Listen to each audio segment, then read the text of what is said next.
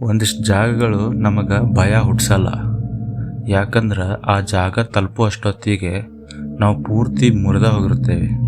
ಅವತ್ತು ರಾತ್ರಿ ಆ ರಸ್ತೆ ಒಳಗೆ ಸ್ಮಶಾನಕ್ಕಿಂತ ಕತ್ತಲಾಗಿದ್ದ ಬ್ಯಾರೇನ ಇತ್ತು. ಬನ್ನಿ, ನಾನು ನಿಮಗೆ ಒಂದು ಕಥೆ ಹೇಳುತ್ತೇನೆ. ನಡುರಾತ್ರಿ ಆಗಿತ್ತು. ಹಳೆ ಸ್ಮಶಾನದ ಬಾಜು ಒಂದು ಹುಡುಗಿ ಒಬ್ಬಕ್ಕೆ ನಿಂತಿದ್ಲು. 20ರ ಆಸ್ಪಾಸಿನ ವಯಸ್ಸು, ಮಾಡರ್ನ್ ಆಗಿ ಡ್ರೆಸ್, ಕಿವ್ಯಾಗ ಇಯರ್ಬಡ್ಸ್. ಆಕಿ ಸಿಗರೇಟ್ ಸೇದೋದು ನೋಡ್ತಾ ಇದ್ರೆ ಟೈಮ ನಿಂತೈತೇನೋ ಅಂತ ಅನಿಸ್ಲಿಕ್ಕತ್ತಿತ್ತು. ಗಾಳಿಗೆ ಗಿಡ ಮರ ಅಳಗಾಡತ್ತಿದ್ದು. ಸಮಾಧಿ ಫುಲ್ ಶಾಂತಿ ಇತ್ತು, ಯಾರೂ ಇರಲಿಲ್ಲ.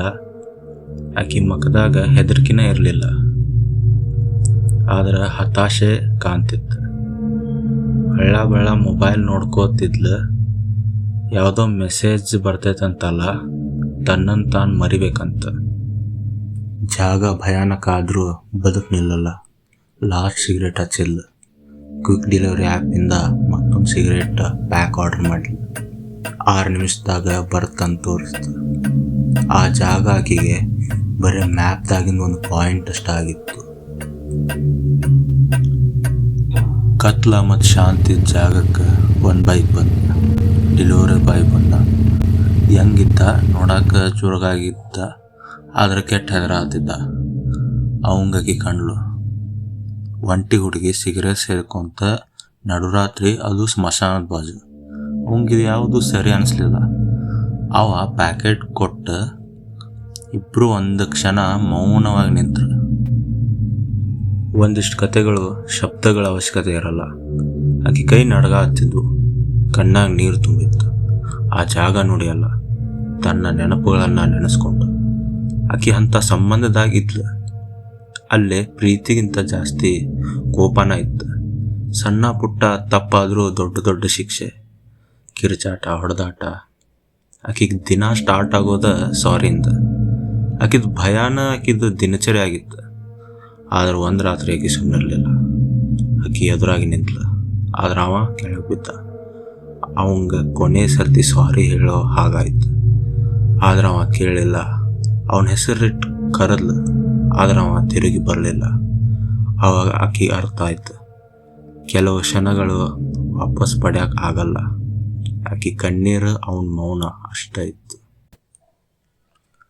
ಆ ಕರಾಳ ನೆನಪಿನಿಂದ ಹೊರಗೆ ಬಂದ, ಕಣ್ಣೀರು ಒರೆಸ್ಕೊಂಡ್ಲ. ಡೆಲಿವರಿ ಬಾಯ್ ಕಡೆ ನೋಡಿದ್ಲ.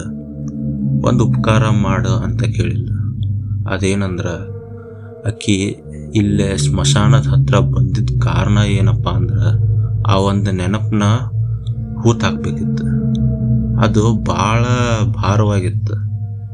ಒಬ್ಬಕ್ಕೆ ಹೊತ್ತೊಯ್ಯಕ್ಕೆ ಆಗಲಾರ್ದಂಥ ಭಾರವಾದ ನೆನಪು.